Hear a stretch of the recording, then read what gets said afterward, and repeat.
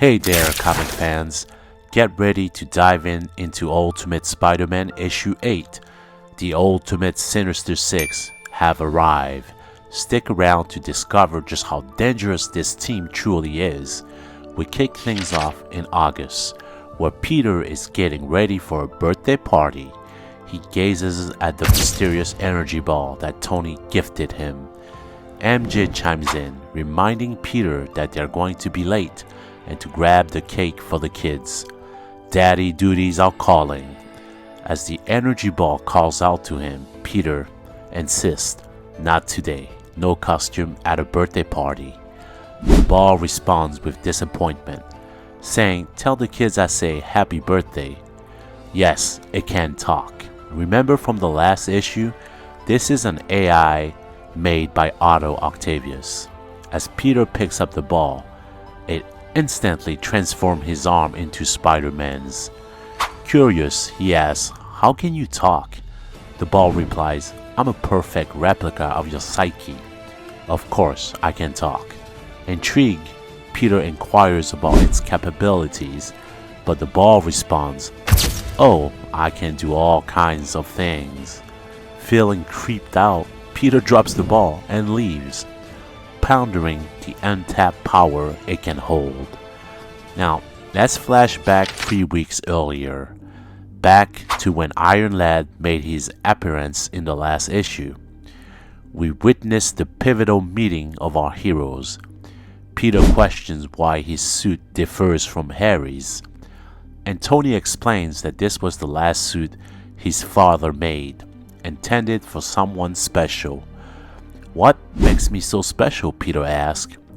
Tony emphasized that Peter is at the top of the list. The Maker's database identifies certain heroes as potential threats, and of course, the Maker wants to erase them.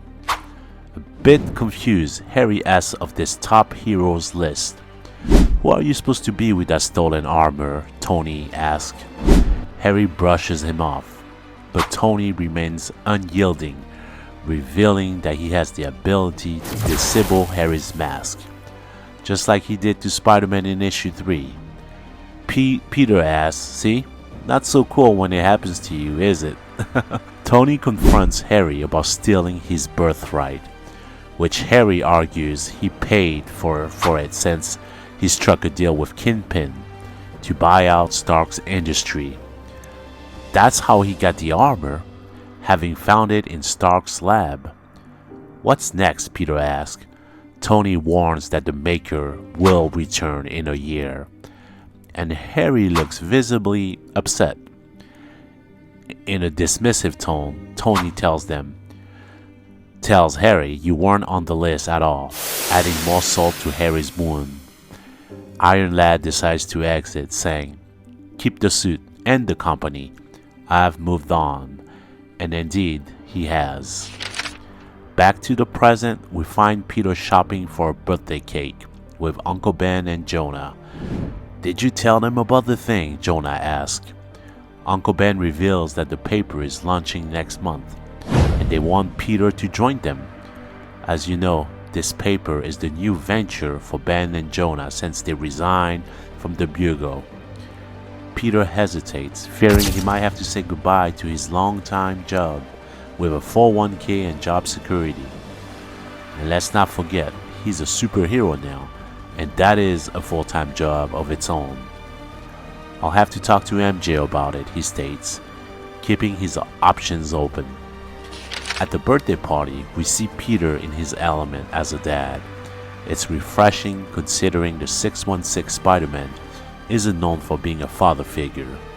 It's heartwarming to see Peter is so happy. Jameson even gifts Richard Parker a book he's written, proudly featuring his face on the cover. Oh, classic Jameson. As MJ calls out that the cake is ready, we witness the core family of the Ultimate Universe Spider-Man together. A rare and joyful sight for Peter Parker. Something we're not quite used to.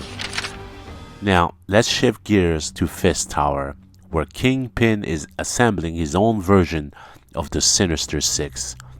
Each member of this fearsome team controls different parts of New York, and they're all here today. Our first member is Martin Lee, aka Mr. Negative, who runs the criminal gang known as the Demons.